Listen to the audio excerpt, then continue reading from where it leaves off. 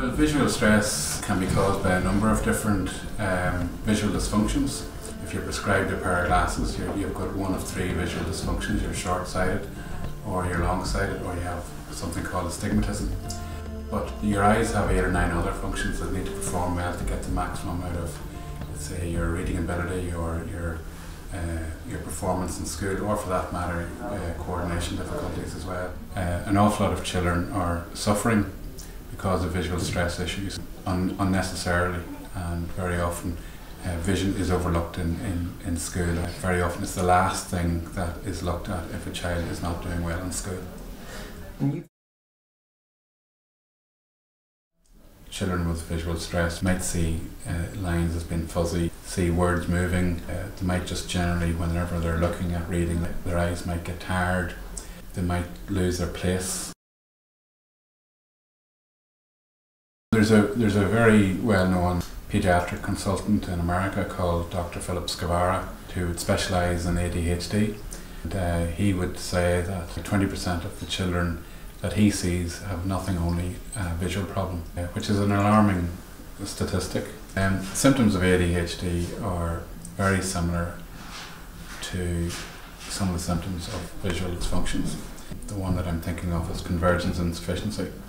If a child has got convergence insufficiency, they may get blurry vision, they may get headaches, they may have a lot of eye rubbing. Then out of that comes frustration, even minor behavioural issues. In some cases in ADHD, you can have similar symptoms.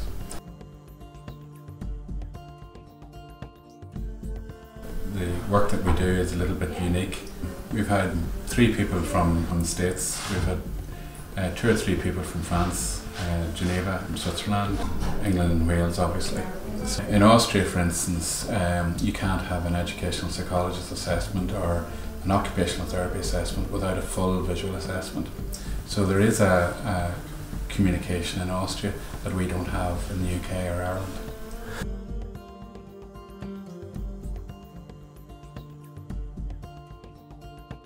The school in Erie, St Clair's Convent Primary School, asked me to do a vision screening for an entire class of 27 girls, P5 children.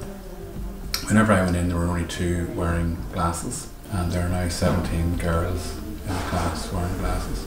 It was 4 years ago, and we had a group, quite a sizable group of children in that class who were failing to achieve their potential. Now that was in spite of innumerable intervention measures that we put in place that would usually work.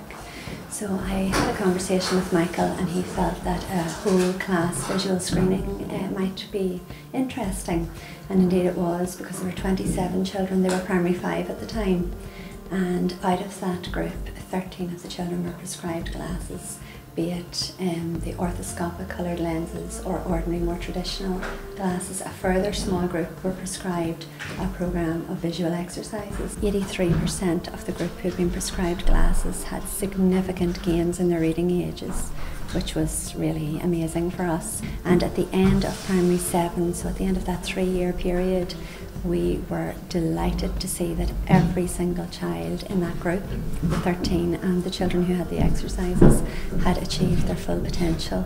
Now when I say that, I mean that their reading scores, their literacy scores and their numeracy scores were commensurate with their IQ scores.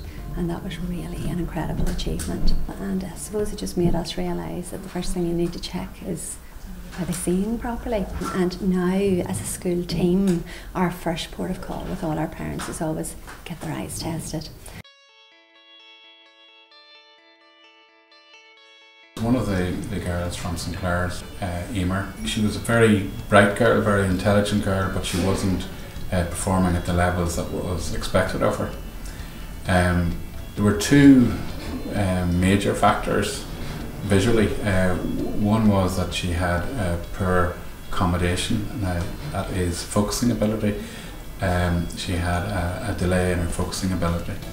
And secondly, she had a lot of what we call pattern glare difficulties, where she would see, if she was looking at, say, very white paper, high contrast, black and white, she would see coloured dots. So what we did initially was we gave her prescribed tinted lenses, which worked remarkably well. And whenever After that we give her a period of exercises to do. Well, Emer in primary 5 presented very much as a little girl who was really lacking in focus.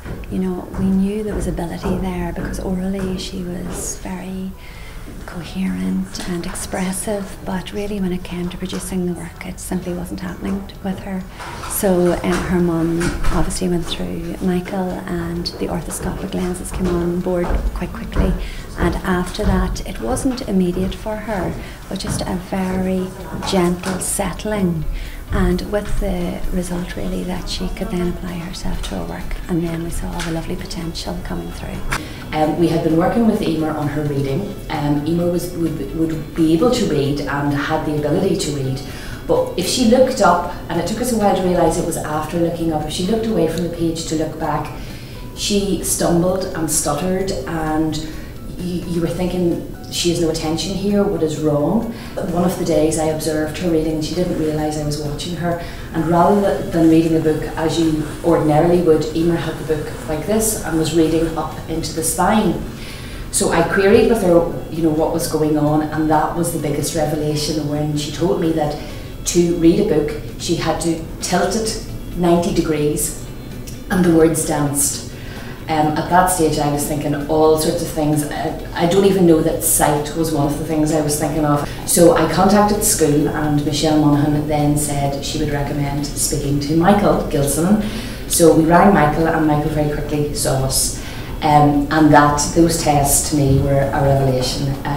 Michael tested Emer's ability to switch between long sight and short sight, and then he did work around coloured lenses. She described things like rainbows, she described movements, she described spectrums of colour that weren't there, and Michael then, through his testing, putting on green glasses, and Emer could see things properly.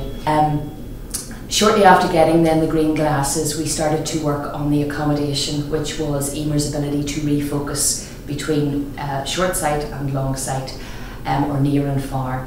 In working with that, we were using things called flippers or paddles, and literally at the end of about maybe 4 weeks, we went back to Michael, and Emer was retested, and her accommodation was no longer a problem. Definitely, I believe the glasses allowed her to focus far more easily.